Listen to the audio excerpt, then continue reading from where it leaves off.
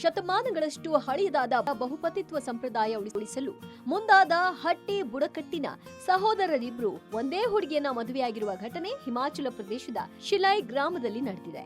ಈ ಅಪರೂಪದ ವಿವಾಹಕ್ಕೆ ಶಿಲೈ ಗ್ರಾಮದ ನೂರಾರು ಜನ ಮತ್ತು ಬಂಧು ಬಳಗ ಸಾಕ್ಷಿಯಾಗಿದೆ.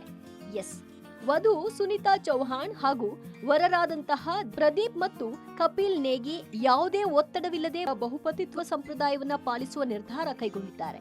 ಕಳೆದ ಜುಲೈ 12ರಂದು ಸಿರ್ಮೌರ್ ಜಿಲ್ಲೆಯ ಟ್ರಾನ್ಸ್ ಎಂಬ ಗಿರಿ ಪ್ರದೇಶದಲ್ಲಿ 3 ದಿನಗಳ ಕಾಲ ನಡೆದ ಮದುವೆ ಸಮಾರಂಭಕ್ಕೆ ಸ್ಥಳೀಯ ಜನಪದ ಹಾಡು, ನೃತ್ಯಗಳು ಮೆರುಗು ನೀಡಿವೆ.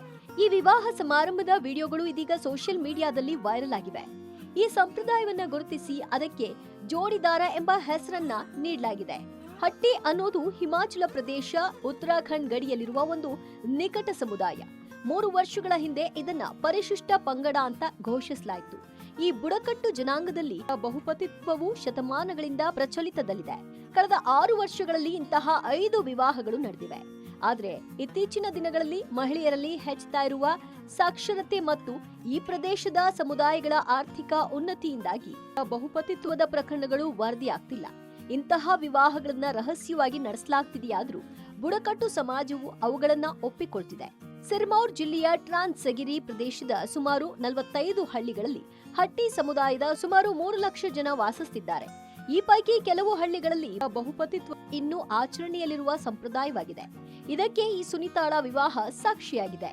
ನವ ಜೋಡಿ ಹೇಳೋದೇನು? ಹಿಮಾಚಲ ಪ್ರದೇಶದ ಕುನ್ಹಾತ್ ಗ್ರಾಮದ ಸುನಿತಾ ಈ ವಿವಾಹವನ್ನ ಸಂತಸದಿಂದಲೇ ಒಪ್ಪಿಕೊಂಡಿದ್ದಾರೆ.